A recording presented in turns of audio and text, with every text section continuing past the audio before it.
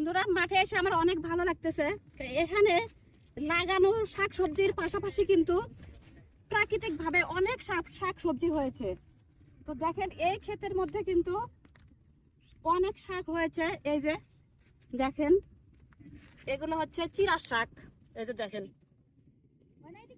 এগুলো কিন্তু অনেক হয়ে আছে। আর এগুলো কিন্তু লাগানো লাগে নাই, এগুলো কিন্তু প্রাকৃতিক ভাবেই হয়ে থাকে। আর এগুলো কিন্তু পুষ্টি গুণে ভরপুর। তো এই শাকগুলো কিন্তু আমরা সচরাচর বাজারে কিনতে পাই না।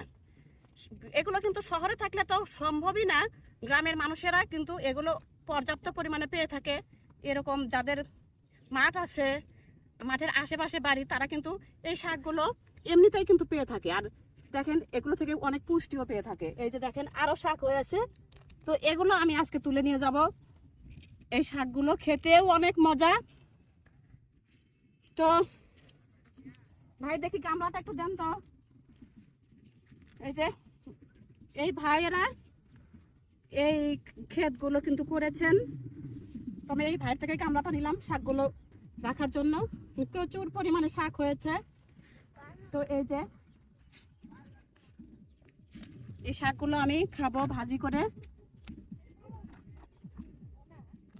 তো গ্রামে থাকলে বন্ধুরা এগুলো কিন্তু খাওয়া যায়, টাটকা টাটকা আমরা খেতে পারি। আসলে শহরের মানুষ কিন্তু এগুলোর মজা কখনো বুঝবে না।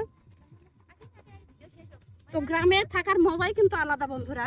নিজ হাতে এরকম টাটকা টাটকা শাকসবজি খাওয়ার মজাই কিন্তু আলাদা। তো আমার কিন্তু খুবই ভালো লাগতেছে। আজকে আমি এই প্রাকৃতিক ভাবে উৎপাদন হয় এই শাকগুলো উঠাইতেছি। এই যে দেখেন, এই গাছটা আরো বড়। দেখেন, এই যে আমার এগুলো হলেই কিন্তু হয়ে যাবে। তো দেখেন, মাশাআল্লাহ, শাকগুলো কত সুন্দর, খেতেও যেরকম মজা, পুষ্টি গুণেও ভরপুর।